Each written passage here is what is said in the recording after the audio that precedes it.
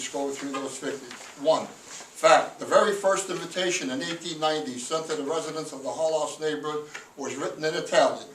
Fact, 2. The Bethlehem Howard Neighborhood Center records further substantiates that as early as the 1890s, the inner core of the Hull House neighborhood was overwhelming Italian. Germans and Jews resided south of the inner core, Greeks on the Delta, and so on and so forth, including the whole area. Fact, of the 3 dominant immigrant groups, Jews and Greeks began their exodus of the neighborhood during the early part of the 20th century. Only the business section of Greektown and Jewtown, Maxwell Street, remained. The Italians were the only ethnic group that remained as a vibrant community through the Roaring '20s, the Prohibition era, the Great Depression, World War II, and the physical destruction of the neighborhood of UIC. Another fact, the Hull House kids had a historic picture taken by Wallace Kirkland, a Hull House director, in 1924. That picture was, taken on Forker Street, which is now Arlington Street, and it was a picture of 20 kids, the Hull House kids. All 20, had vowels at the end of their names, and I quote the article from the Sun-Times. They grew up to be lawyers and mechanics, sewer workers and dump truck drivers, a candy shop owner, a boxer, and a mob boss. And basically, all the facts and all the information, all the data suggests that certainly the most important component, of the Hull House neighborhood, was certainly the Italian American contingent. And our struggle right now is, if indeed Taylor Street has the reputation of being Chicago's Little Italy, then certainly the synergy that it had with Hull House, should be preserved. And at any rate, the purpose of the Taylor Street Archives is to preserve the history of the neighborhood, the names of the people who immigrated from Italy, and also the relationship that it had with its social institutions. So, thank you. Okay, thank you very much.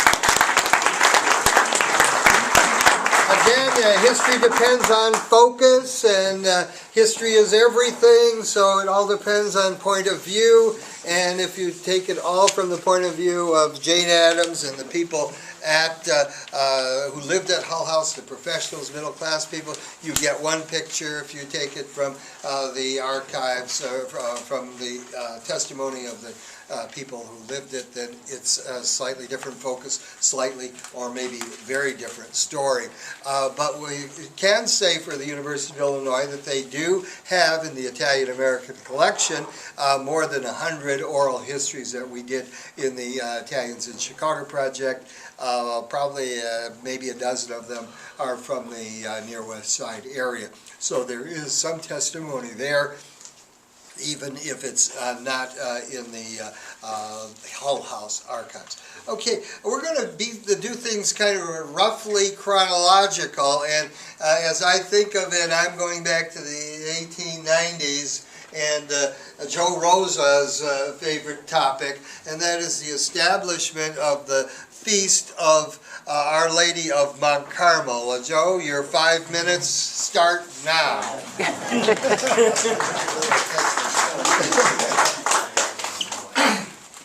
Well, I'm not from Taylor Street. I'm from Melrose Park, and this is a community that has been ignored by studies throughout time. In the 1880s, Italians started settling in Melrose Park. We didn't go through the trauma of being part of a tenement or being part of a ghetto. We were farmers from the south of Italy. There was a lot of land on the west side of Chicago. There was a lot of land in Melrose Park. So our grandparents, our founders, were able to go to Melrose Park, and they'd have a lot next door. And they would plant their beans and their peppers. In fact, for many years, Melrose Park was known as the Pepper Patch, because a group of people that came from Potenza, provincial Potenza, brought not only this statue of the Blessed Mother to Melrose Park, but they brought a pepper called the Melrose Park pepper, and maybe some of you know that. We were a farmer group. We were poor, but we weren't destitute. In 1894, we're talking about history, and we're talking about preserving the image of Balboa and all these important people, which we have to do. But our society, our Italian-American community, was founded by ignorant peasants that came from the South with courage and with love. And they brought with them a love for the Blessed Mother. A woman by the name of Emanuela de Stefano from Laurenzana, provincia Potenza, husband was very ill. In her hometown, there was a great devotion to Our Lady of Mount Carmel. Our Lady of Mount Carmel is venerated in almost every town in the south of Italy. In Sicily, in Calabria, in Campania, in Potenza, the Marche region. She's very, very popular. One of the reasons that our feast has continued after 117 years and is still an immense celebration is that it is not a provincial feast. It wasn't just for people from Potenza. It wasn't for people from Naples. It wasn't for people from Calabria. It was for all Italians. And in the 30s, 40s, 50s, the 20s, special cars were put on from Chicago to bring people out. Over the past 117 years, literally millions of people have come out to venerate Our Lady of Mount Carmel in Melrose Park. And that's why Cardinal George had decided to name our church a shrine. It is a Marian shrine of Our Lady of Mount Carmel. And we are also an Italian national parish. At one time, the Scalabrinis had 14 here in Chicago. I don't know if there's any others left other than Mount Carmel. We have to have, was it, pardon? Italian. Italian. Scalabrini. Yeah, we have to have a Mass every Sunday in Italian. And you can belong to Mount Carmel and live anywhere within a 250-mile radius. Mrs. Di Stefano made a promise to the Blessed Virgin that if her sick husband was returned to health, that she would start a feast. And she received her grace. She collected her own funds and collected funds from her friends, and had an artist in Naples whose name escapes me at the moment create this statue. What is it? Della Campa, Mr. Yeah, it's signed on the bottom. It really is a magnificent effigy statue. The clothes and the whole presentation is very, very regal and very dramatic. What we have done is we have a new pastor at Mount Carmel. Well, he's not new anymore, Father Claudio Holzer, and he's a dynamo of a man. He realized what Dominic was saying earlier, that unless we chronicled what was happening and what had happened, it would be lost. So last year we put a group together and we created a history committee. We had John Bucci do some display boards for us, 14 of them. They hung in the church during the feast this year, and just this past week they were at the Festa Italiana on Daily Plaza. We have made arrangements with Dominican University. The library department there is going to do an archive as one of their spring projects for their students, and they will be graded on it. So we've been collecting material and stories for the past year to feed to these people so we can have a history of what has happened. Now, Melrose Park has a lot of Hispanics that have moved into it, and many people came up to us this week at the fair and said, oh, well, is that still going on? Isn't Melrose Park all Mexicans? We still have a very strong, vibrant Italian community in Melrose Park, contrary to popular belief. And we're not leaving. This feast and this devotion has colored our lives. People arrange weddings around the feast. They arrange vacations around the feast. We have the two band leaders here, the Sicilian band and the Neapolitan band, and they will tell you the response of people in the neighborhood to this feast. Even the Hispanics now put water out and put fruit out for the marchers in the procession.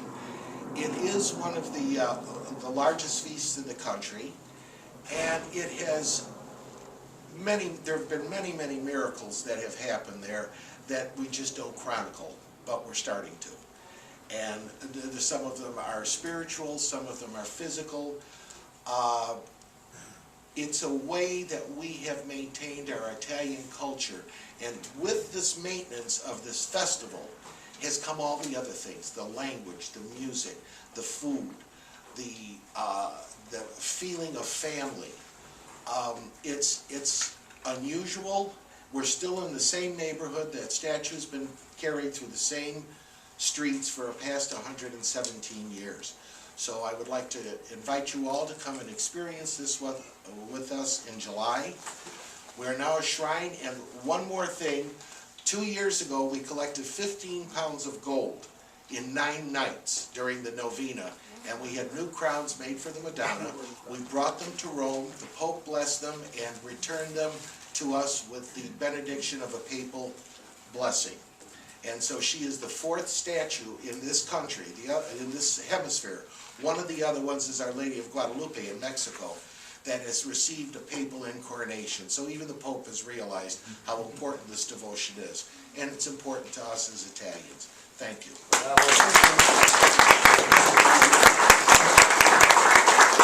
Okay, pursuing the theme of the feast, let's go to the music of the feast. And who wants to go first of you three? Tony? Okay, Tony Napoli is the current president of the Sicilian Band, and he's also a radio broadcaster and labor leader and a lot of other nice things. But he has a present for us, as I hope everyone got their scapular, and some of you got their brochures on Our Lady of Mount Carmel. And Tony is providing us with a cassette of the band's performance. Is this the performance in Rome? Okay, good. Very good. I want to start with say my name, Tony Napoli. I came in the United States in 1955, and that was the year that the Sicilian Band started, 55 years ago. The Sicilian Band started in a way that the Sicilians were playing for other bands. At that time, there used to be other bands too. But they told my uncle, he was a Sicilian, that this Sicilian was not capable to do a band. And that's when he started it. Since 1955, 2010, it's 55 years. Under the direction of Maestro Antonio Gugino, which was one of the big maestros in Chicago. He had a band in the 30s. And then after this, we have Franco Albion, that he played at the Massimo at Palermo and in Dublin in Chicago. And now we have a young maestro which is called Christopher Bucaro. Our band plays every Sunday during the summer. Matter of fact, next Sunday we are playing for the Peruvian. The Peruvian one here is the Sicilian band at the Loyola University of San Ignacio. And let me give you a little history. When I became a president in 1980, we changed uniform. We started moving with more.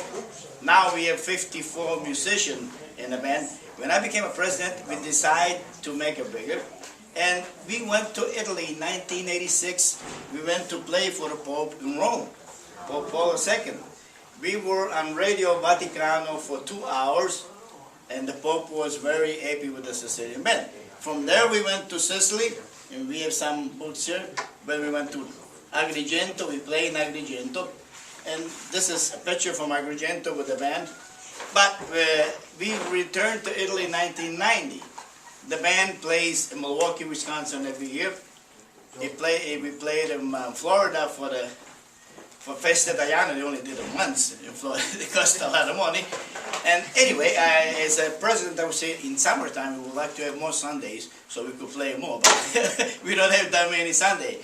Our band is when we started, it was formed only by Sicilian or descendant from Sicily, of a son or nephew or somebody from Sicily. Now it's mixed. We got people from Calabria, from Bari, from Toscana. It's all mixed. It's an Italian band, let's say that.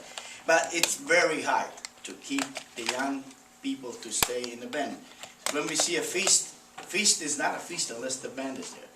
If Marty won't be playing with his band, if we won't be playing with the band, there will be no feast. There will be just a little procession going around. Marty used to play with us with the Sicilian band under the Gugino band. Yeah, he used to play with us a long time ago. He looks younger than me, but but anyway, as we say, if you do have a kid, I'm talking about 15, 16 years old kid that wants to play in the Sicilian band, let us know. Because during the winter time, we put him in and study with us, and then in the summertime, he could play. We want to keep this tradition going. We want to bring the culture, the musical culture from Italy here in the United States. The kids love, when they play with us, they become students in school with high grades. Because once they play a season with us, they play nice. They like it. This is some of the music you will hear that is playing right now. But we like to do concert. As Marty knows, the band is nice when it's on stage doing a concert. We could play Verdi's music, we could play any kind of music that is up there. Most of the time, they don't want a concert because they want everything modern, everything different. So the concerts are going away. Out of the whole year, we only play 4 concerts. San Francesco di Paola, San Giovanni Bosco di Cimina, we play a concert with Beato Giovanni Liccio, and the big one is Maria Santissima Lauretana. We play 4 nights there. But we would like to have more concerts because we could bring the culture of the music that we have in Italy. Before I say thank you to, see, I've met her less than 5 minutes. Huh? Okay, one question, Tony. What in the Italian culture in Italy makes so many kids musicians? Every town in Italy, there's a band in the little town. And the kids grow up with the band. If you go in a little town in Sicily, you could hear the kids 10 years old whistling the marches that we play here. Because the culture keeps going. And do they have to pay for lessons? Most of it not. The city hall has a maestro in town, and the maestro will teach these kids as they grow up. Okay, As so a city hall band, yes. Okay, so Most of it, it's not. And the same thing is here. If they come with us, that they want to be part of the Sicilian band, they just have to study with us during the winter, and then the summertime become member of the Sicilian band. This is how it works. do the players make a lot of money? No, we lose money. Oh. Here's what's happened. Some of the kids, they become members of the Sicilian band, but the minute they get to 17, 18 years old, got a girlfriend, they walk away right away because they don't want to be every Sunday busy. We start in January and we do 1 week yes, 1 week no study. And then the summertime, it's every Sunday. Every Sunday we are busy. So the kids don't want to stay that long. So 17, 20 years old, they go and I got to look for more. Anyway, I'm part of the radio tour, Italian radio. If you guys listen to the show, it's on Sunday, 2 hours. 9:30 to 11:30, 14:30 a.m. I started in 1959 as an assistant of another radio show. In '74, I went on my own, and I keep in contact with the people through my radio show. Gino is here. We'll talk about his radio show later on. And let me say thank you for listening to me. And I hope when you see the Sicilian band, you clap your hands because they like to see it. Okay. Thank you, Tony Napoli, and thanks for the gift, and we'll make sure that a copy is on file in the library. Don, you next? Yeah, come on. Oh, you're going to do it as a team, huh? Okay.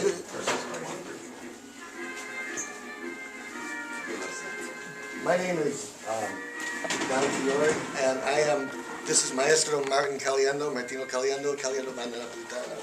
And I'm the Capobanda of the Banda Napolitana. Capobanda, like his assistant. One mention I want to make along the lines with, can we do the, Mr. Napoli said about the Italian concert band, feast band, whatever you want to call it. I think that we don't realize here in Chicago, if you look what's going on in the rest of the country, where this is virtually extinct, not only do we have one thriving band, we got 2. If you want this slapped in your face, the worst way, go to the East Coast, where you would think, 3/4 of the Italians came to the United States. Where did they go? Not Chicago, went to the East Coast, right? New Jersey, New York. They got a feast every weekend over there. Sant'Antonio di Padova, right? San Paolino di Nola. They got Madonna del Carmine, the biggest one of all, San Gennaro. Now, wouldn't you think that they would have vibrant music? No, their band consists of 3-4 guys. You know Gran Casa is the bass drum. Now, the poor guy, so old, he's got to put the bass drum on a shopping cart. I'm not kidding, that's how it's degenerated. One of the reasons why it's degenerated, as Mr. Napoli pointed out, is you don't pump in live blood okay, for a new generation. That's really, really important. What drives me nuts is when I see other ethnicities who wish they had what we've got, who wish they had what we got, yet they're flourishing, and our stuff decays every year, driving me crazy. I'll give you one real quick example. One time we played a feast, and this feast was a small feast, but the region that these people came from, they had, does anybody know what a zamponia is? Mm-hmm. It's a bagpipe. Oh, yeah, sure. Okay, so what they wanted to do, we have a problem? Damn, hit return. What they wanted to do,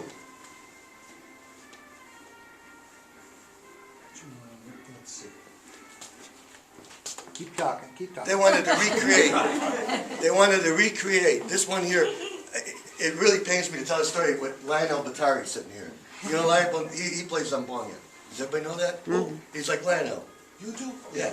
He's like the only guy in the Western Hemisphere that plays zamponia. So these people, they wanted to have the sound of a bagpipe at their feast. They hired this guy. We were in shock. This guy comes in a Scottish Highlanders, standing with the plume and playing Scottish airs. And I think to myself, Mamma mia. You know, is this what we're reduced to here? And the sad answer is, yes. Yes, it is. So I wish we would get the colors up because instead of me yammering on and on, the graphics should have took care of themselves. Anyway, I was going to go into, Dominic asked some questions about the origins of the bands. I don't know. Try hitting return, see what happens. Anything happen? In Italy. Per questo si vuole di giovani. Yes, yes, certamente. Well, it looks like we're not going to be able to do it, but I'll Oh, keep this is going to trying. break my heart.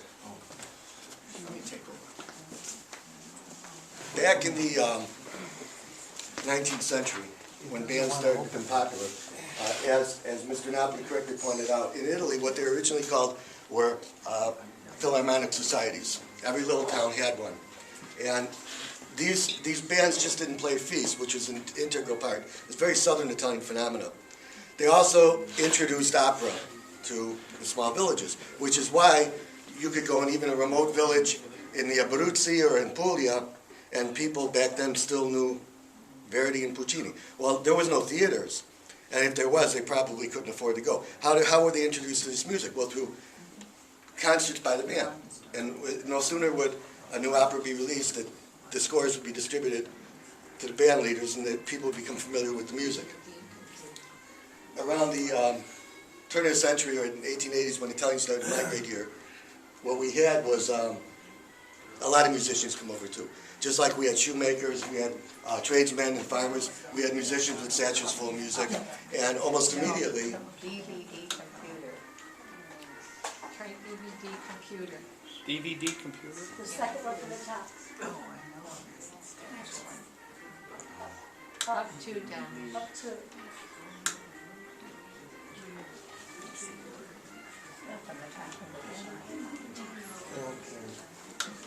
Right there.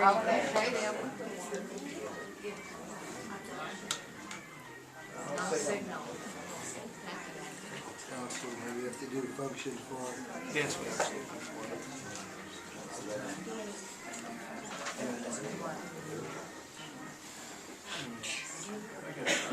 So it like control. Okay, well, keep presenting. I don't think we're going to be... I had some graphics up there of some 19th century Italian bands. The phenomenon was when they came to America, Italian bands developed sort of a romantic, people don't realize this, that, we use the term, what drives me nuts, when we're not considered Latin. Whether you like it or not, you're Latin. Do you know that? Okay, all right. But I've had Hispanic people refer to me as an Anglo. Can you believe that? And you know what my answer is? Io sono più latino che voi. All right? I'm more Latin than you are. That's where you got the word. Well, anyway, because of that romanticism that surrounded the word Latin, the Italian band became pretty popular even outside the venue of the Italian neighborhoods. I had some old ads up there that I wanted to show you guys for here in Chicago. There was multiple amusement parks. People think of Riverview, but there was Sanssouci, there was White City. And you'll see the ads of Italian bands. One of them we were shocked to even say the Caliendo Band, which was sort of like the Twilight Zone for us.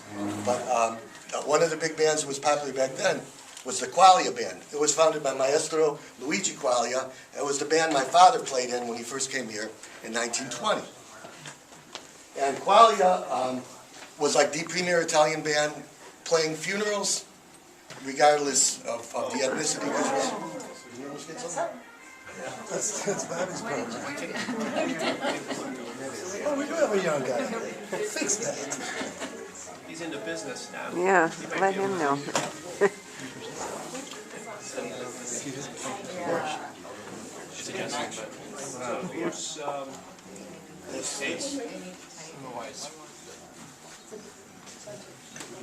Have to keep holding it. Yeah.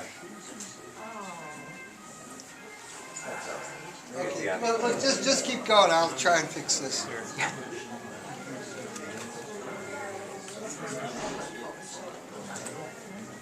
Well, as was mentioned before, to jump back to that point, the bands back in Italy, yeah, they were funded by the individual villages. And even up to this day, that's a big point of it. I gotta emphasize, though, this is a very southern Italian phenomena. The further north you go north of Lazio, it starts to fade out. And although they do have bands, both the music, and this is really important, and the composition of bands is not quite the same as the southern. What you're seeing here is a purely southern type thing. In the 1920s, we saw a resurgence, more bands started to be formed locally. And two of the big ones from the 20s was Domenico Filicchione, who was a bass player for at that time was the Civic Opera of Chicago. And he founded his band, the Filicchione concert band. And then the second one was Maestro Rafael Strocchia from Naples. And Minimize it. that's actually Marty's second cousin. This is going to break my heart if we don't get these graphics. You've got it. Well, maybe, Go yeah. to open general. Okay, now go to. We talked about, Did you load his presentation onto the desktop, or is it still on the floppy? It's still on the floppy. Okay, we gotta put this back. Oh, you pulled it out. So now you should be able to get it. But minimize, wasn't there? minimize mine. No, I wasn't there. There you go, the PH or the, there you go. Music. there, back below. It says you can't open it, try it anyway. No, it's fine.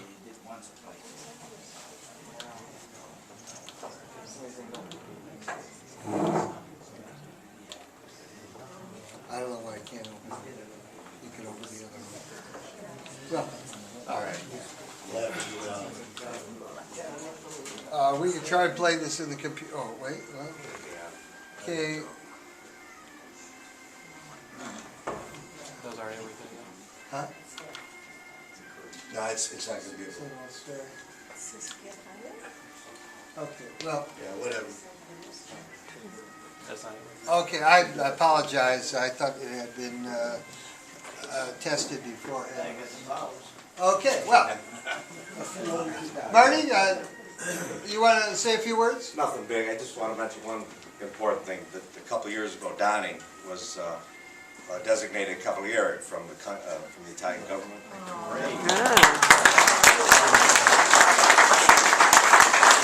I want to mention something, a couple things about Marty, real quickly. Now, Marty's family is very into this culture, way back. He's related to the Melrose Park Fireworks Company that provided fireworks back in the 20s and 30s. Were manufactured in Melrose Park. And also, if you've ever been, I wish we could have got the graphics up because we have beautiful pictures of the illuminations, both in Italy and Marty's handiwork. For years in Melrose Park, the illuminations of the streets were handcrafted by Marty Caliendo, in addition to founding of the band. So he's one of the most ardent preservers of some of these really important parts of our feast heritage. I wanted to mention before we wind up, because we were going to bring this to a discussion of all the components of any feast, which Marty has been involved in both illumination and in the fireworks, and of course the band. Also, the street festival is very important, and procession is very important. And there's only 3 feasts left that have most of the components in the Chicago area. That's San Donato, Loretana, and of course our feast. When we say our feast, because as a Sicilian band, they look at Loretana, and that is rightfully theirs. Ours has been always Madonna del Carmine in Melrose Park. Both Marty and I have deep roots in Melrose Park and to that feast, so it's a very precious part of our heritage. But speaking of that very quickly, and we were discussing Balbo, it's another very great deep passion of mine. the Strelka band played when Ito Balbo landed, and that was actually June 16th, 1933, or not June, July. Which, if you are familiar with the Feast of Our Lady of Mount Carmel, that's getting pretty close, and it happened to be the weekend of the feast. And Maestro Strelka, my father was playing in the band at that time. He couldn't get the musicians to leave for the Century of Progress, but they had to go to Melrose to play the concert, you know, and he had to physically threaten them to go because it's great money. They played Melrose every year. And we mentioned about concerts real quickly, one last thing. We got a tremendous concert repertoire, that's part of it. We don't play it anymore because we never have the opportunity to play it. Nobody wants concerts anymore. Now there was a time when we used to play with, every band's got a repertoire. It's called canzoniere. You know what canzoniere is? It's medley of songs. When we think of Italian songs, what we're really thinking of is Neapolitan songs. We're all aware of that, right? Back when we used to play, you know, Maria Marie, Carmela, O Sole Mio, right? Torna Sorrento. And the people would sing along, okay? Now, not only don't they sing along, they never heard the melody before. So what you've got is, you have on a concert stage, to me it's a perversion, but if you're going to have on a concert stage, you know, Elvis Presley imitators, stuff like that, you know, we lost something here. And getting back to looking at other ethnicities, if they can preserve what they've got, and our style of music that we have is so complex, so ornate, so beautiful. The melodies nobody can touch, and it remains in a satchel, it's not heard. So we're doing what we can to keep it up, but we need the community to respond and ask for this to come back. So if we do Melrose or Loretana, we're up on the bandstand more and bringing this music back. Tell the Marcia Real story. March It Out. Yeah, here's a classic example. It breaks my heart. We were playing one job. I'm not going to mention what job it was. It was a feast. And people were asking us to play the March of the Owl. The March of the Owl. Ma che cos'è, the March of the Owl? They were thinking March of the Owl. Now, what March of the Owl is, that used to be the anthem of Italy, the national anthem, before 1947. That's the Royal March. That is the personal anthem of the Casa di Savoia, right? The House of Savoia, the Italian monarch. And the Italian bands, we always use Marches de Owl, not for any political connotations, but as a salute, okay? Somebody does a big fireworks display at Melrose, you notice out in their yard, we respond with March de Owl. That means, good job, okay? That's what it means today. So, March de Owl, they had heard us call, Marty would call out, March de Owl, and we'd play March de Owl. They were hearing, now these are Italian Americans, March of the Owl. Okay? And when we finally figured it out, what it makes you do is go like this, oh mamma mia. This is what we've been reduced to. So anyway, we got a million stories like that. Marty, would you like, we were going to show some interesting things. No, you summed it all up. Okay. Real quickly, one last thing. Napoli too, bands. Our situation is not like Dominic said at the beginning. We are at the brink of losing all this. It's gonna happen if something isn't done. I go to a lot of the feasts on the East Coast, up New York through Boston, and I can tell you firsthand, it's pitiful right now. 9, 10 guys behind the saint. What are they playing? Not the military symphonic march, not the beautiful stuff.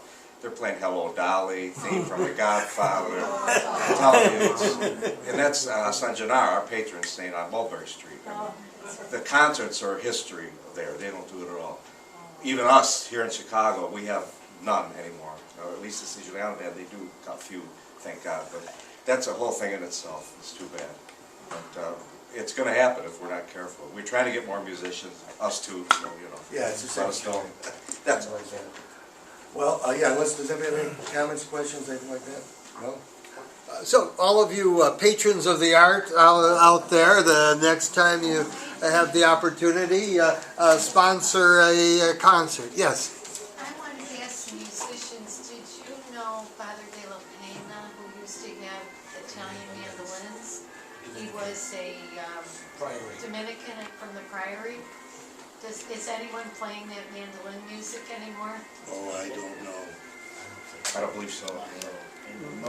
I'm sorry, most of these feasts, I'm sorry to say, you're hearing anything that's not Italian. Rock and roll, I mean, I want to call it garbage, but it's not garbage, but everything's got its place, but it's not in these feasts. If we wanted you to come to our church and do a concert at St. John Birchman's in the city, how much would that cost? We could talk. We are totally self-funded, all of us. It's us. Yeah, in Italy, the village is funded. And here, we fund it ourselves. And, yeah, it gets really difficult. I think in our case, We got some very, very good loyal musicians. We're all getting a little bit old, okay? Yeah.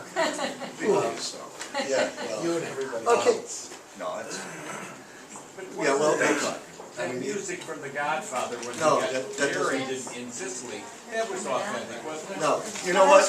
No, that was written for Hollywood. That was written for Hollywood. I don't wanna go near that. But the composition of the No, I don't wanna go, no, the composite, the tone of it. So, you know what? Dean Martin's That's Amore hints of Neapolitan, but I would never put it in the classification. No, but in The Godfather, when he got married in Oh, Sicily. yeah, with the band? Yes, yeah, no, that's different. And then The Even- Godfather Even The Part Two. Godfather in the feast scene. they got a feast. Okay. That's good. Okay, we're just talking a lot. Okay, thanks a lot, and let me mention again that we have a website. This event had a website. I don't know if any of you, how many of you have visited it? Okay. Well, it's going to be up forever. And the material that we gathered today, some of it with a video, and we're going to try to put up your video. It was a slideshow. We're going to try to put up your slideshow or a link to it or something like that. So it'll be available. You can see it sometime in the future by visiting the website. If you've received an email from me lately, in the signature is the address of the website. Okay, we're going chronologically now. We're in 1910. 1910 saw after the growth of... thanks, you guys. Let's give them another hand. You know, on this, the World War I, though, okay, it's in 19... Okay, that's where I'm going to. Okay, on first glance, you'd think that the feast would be one of the first things that gets lost in the transfer of culture from Italy here. It's a graven image in a Protestant country, marching down the street. They're pinning money to the thing. All of these strange goings on. You would think that there would be pressure to get Italians to Americanize on that front and get rid of those feasts. But those feasts have kept on. They're not as strong as they were at one time, but they are still alive. And that's right. Okay, we're going to move now to Professor Robert Mickey Lombardo of Loyola University, and he will explain his subject. It's the Black Hand. Good morning. Some handouts here. I did write a book about the Black Hand, but today I want to talk about the Chicago Police Black Hand Squad. You know, a couple times we've heard mentioned this morning about the negative image of Italians. And I'm very familiar with Tom's grandfather, Carmelo Vellini. As a matter of fact, he was the champion, and Tom didn't mention this, of the White Hand Society, the group of Italian Americans that fought Black Hand extortion here in the city of Chicago. So in his own right, he's a very famous person in Chicago Italian history. What was the Black Hand? It was a method of extortion. It wasn't an organized crime group, contrary to popular opinion. And the Chicago Police Department did form a squad of all Italian American police officers to fight Black Hand extortion. And again, you never really hear about the heroes of the Italian community when it comes to crime.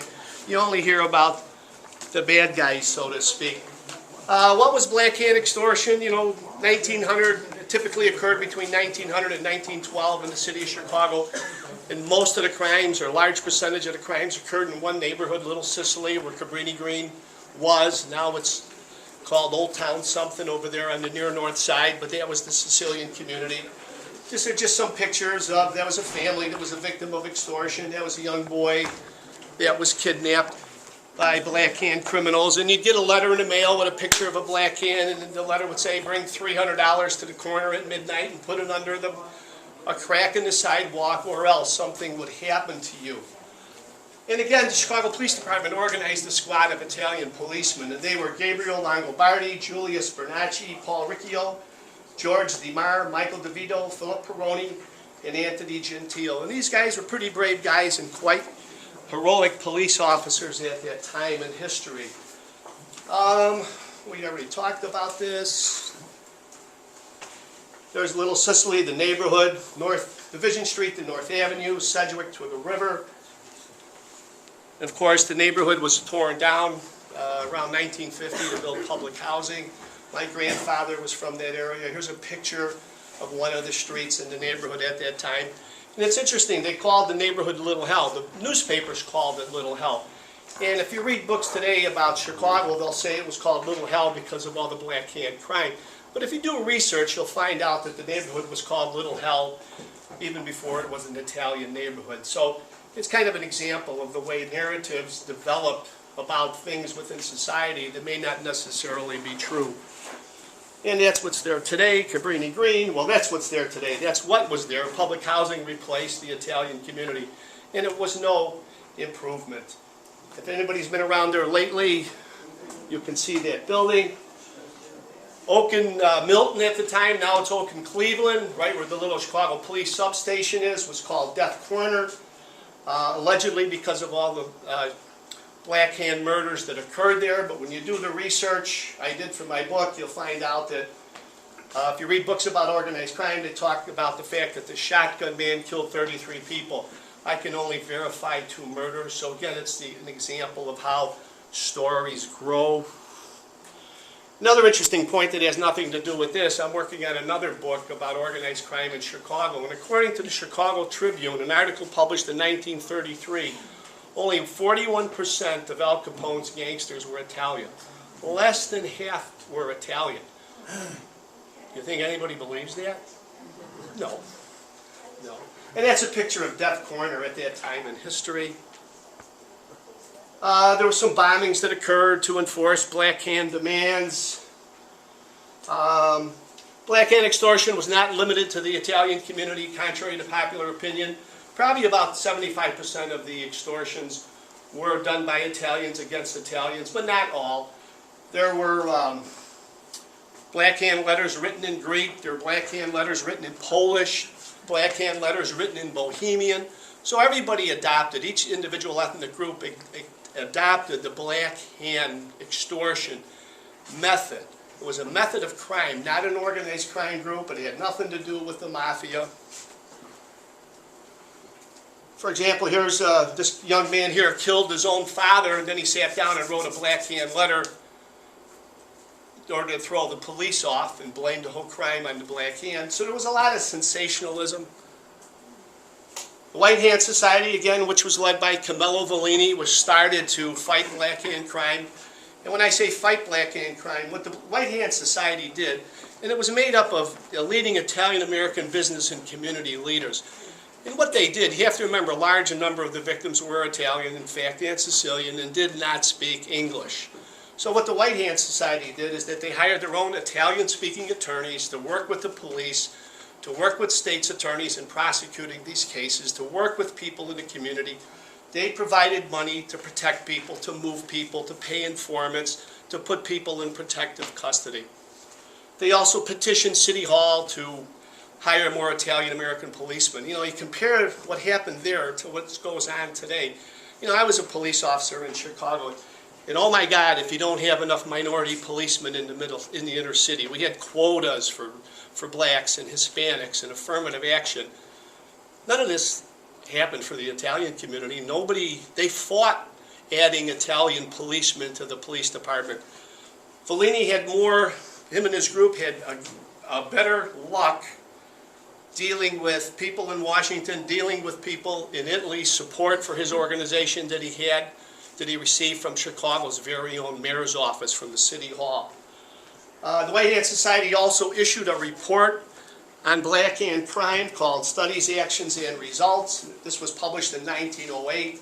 And it's a fascinating document, and it's here in the library. I was able to find a copy in the Harvard Archives. And it talks about social structural causes for black hand crime. It discounts this whole notion of a transplanted Sicilian mafia and talks about the isolation of the Italian community, the Italian community's distrust of American government. It talks about uncontrolled or unsupervised saloons in the Italian communities that were controlled or owned by local politicians that were the center of vice activities within these certain inner city neighborhoods. And these were the locations where these Black Hand gangs hung around. There were 6 saloons in particular that the White Hand Society identified that were the centers of Black Hand crime. Black Hand groups were just gangs, like a robbery gang, like a burglary gang, and they were centered within these particular neighborhood saloons. Joseph Petrosino, you may have seen the old Ernest Borgnine movie, Pay or Die. He was the head of the Black Hand Squad in New York City. So this movie was made. When you look at the organized crime literature, there's an awful lot that's said about Joe Petrosino and his heroic efforts to fight the Black Hand in New York. But you never hear anything about the Black Hand Squad in the city of Chicago. There's nowhere outside of my book where you can actually go and find out about these men and research what they did. In 1908, 2 policemen, Longobardi and Bernacci, were assigned to Black Hand cases, and they worked directly for Assistant Police Chief Herman Schultleiter. Here's a picture of Longobardi, and here's a picture of his partner, Julian Bernacci. And it looks like he's got a sawed-off shotgun in his hands, and he's hiding behind a tree. And obviously it's a stakeout for something. I'm not sure why, and I couldn't find any explanation for this. And there's Chief Schultleiter, and he was kind of a heroic individual himself. If you look at the history of the Chicago Police Department, many believe he was the best chief commissioner the city of Chicago ever had. Certainly he was a brave man, a good policeman, an honest man. He was passed over for captain, allegedly for political reasons. He was too honest. Eventually he became the chief. Longobardi, because of his heroic efforts against Black Hand crime, was in fact attacked, left for dead in the doorway of his home. 2 detectives were killed in Little Sicily, allegedly by Black Hand criminals. The interesting thing is that later it came out that they were actually killed by an Irish stick-up gang, but of course the Italians got the blame for it. As a result of this, and the efforts by the White Hand and the Italian community to hire more Italian police officers, the city finally agreed. But they compromised. Rather than hire Italian police officers, they were going to hire, quote-unquote, Italian Secret Service agents. They wouldn't be civil service policemen. They would be hired by the city to work undercover in the Italian community and gain information about the Black Hand criminals. Now, why the city chose to do that in that way, who knows? The interesting thing is the Chicago City Council actually provided the funds or voted for the funds. The test actually occurred. It's kind of interesting. They waived the 5'8" height requirement because Italians were short. The exam was given both in English and Italian. 47 men took the test. Of those, 8 were to be hired. However, in true Chicago fashion, there was charges of fraud in the examination process, and nobody was hired. The test was thrown out. 1911, shortly after that exam, the city did transfer 3 other Italian police officers to work with Longobardi and Bernacci. They were Paul Riccio, George DeMar, and Michael DeVito. They were also called the White Hand Squad because of the efforts of the White Hand Society. And they were involved in a number of important Black Hand investigations. I'm sure they were involved in hundreds of investigations, but these are the only ones that I was able to find, or some of the ones that I was able to find newspaper accounts of. There's Detective Paul Riccio. There's a little, another boy that had been kidnapped, Billy Ranieri. That's an interesting case in that it was later discovered. The police arrested the kidnappers, and when they went to court, the case was thrown out immediately. Investigation by the Chicago Tribune found out that the person that made their bond and had some influence with the prosecuting attorneys was Alderman John Powers, the Prince of Boodlers. So after this expose about political involvement in Black Hand crime, it's interesting, 1912, if you look at a chart of Black Hand crime, you'll see it declined by 80% after the exposure of John Powers' involvement. Federal government finally got involved because black hand letters went through the U.S. mail, so it's a violation of federal law. So U.S. federal authorities got involved. This is the first federal conviction. Gianni Alangi, he's being escorted by 2 U.S. Marshals to the Polk Street station to get on a train to head for Leavenworth Prison. And whatever happened to the Black Hand Squad officers, on the death of Schultleiter, like the next day, the squad was disbanded. So to me, that kind of attests to their effectiveness, and certainly the fact that Powers was exposed, there was political retribution. The officers stayed in the detective division, were transferred to different places. Some of them continued to work on black hand crimes, but not as a black hand squad. And many of them, or all of them, were pretty successful in the police department. They became captains, lieutenants, and they had successful careers. And last but not least, our friend Gabriel Longobardi was called the Petrosino of Chicago by the newspapers. And that's a picture of him walking a black hand offender to the police station. That guy next to him is in handcuffs. I think it's kind of interesting. Today you'd call the paddy wagon. Back then you put the cuffs on him and you walk them a mile to the police station. So, and that's what I passed around. That's my book on the black hand in Chicago. And that's it. Any questions? Okay. The next is Lee Damiani Garofalo Milizia. And she's got an interesting story she'll tell you about, but I'm a small part of the story. She found her father's diary, and it is written in Italian. And she knew it had some importance, but she couldn't make out the handwriting. She brought it to me. I could make out just a little bit of the handwriting, but really couldn't help her. Eventually, she found some people who could, and she found a publisher, a guy who was really an expert in Italy in World War I, and the result is the publication of this book. Did I take away your whole presentation? Okay, yeah. Lee Garofalo, Lee Milizia from Chicago. Lee Milizia is fine. My given name is Nicolina. But Nicolina. I wanted to congratulate all of you on your first annual Italian Cultural Convention. The Italian spirit is alive and well in Chicago. This book probably should have been called The Best Kept Secret, because my father, Settimio Damiani, never told us about the diary, never told us about his effort in the war. We didn't know anything until 30 years after he died. What is it called? It's called An Italian Forever. Trying to condense an event as complicated and traumatic as the Great War and my father's role in it is quite a challenge. Putting my thoughts and feelings about something that occurred nearly 100 years ago is very difficult. Not being a writer nor a good speaker, I will do my best. You might say for us at Settimio Damiani's children, it all began with the discovery of a diary in a dark, dank, and flooded basement on the east side of Chicago Heights. It was one of those 100-year rainstorms, and our basement had never flooded before. My brother, Gaetano, was rummaging through the ruins of the wine cellar and must have discovered it in one of those wooden ceiling crossbeams hidden from view.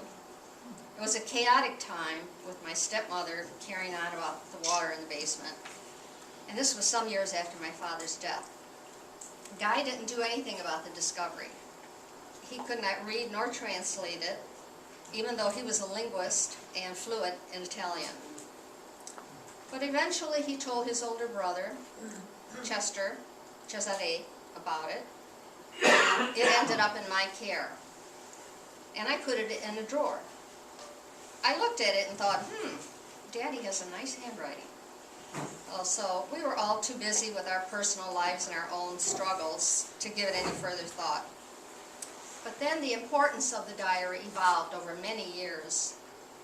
I did not even know it existed while my father was living, and so didn't place any importance on it after we did find out. My brother Chet has stated if he knew what our dad had gone through, he would have shown him more respect. As the years went by, 4 events changed our perspective. The first was an article that appeared in a factory newsletter where my dad worked, Kimball Glass. It referred to a diary he kept as an Italian soldier in the Great War, 1914 to 1919, and mentioned this should make interesting reading. It was June of '57, and the article also wrote about his family and the birth of his new granddaughter, Julie. My brother Chester said it piqued his interest years later. Our father never talked to his family about the diary or the war. None of us recall any conversation and wonder to this day if we just weren't listening. Perhaps it wasn't polite to talk of such terrible things in those days. The only thing my oldest brother, Ted,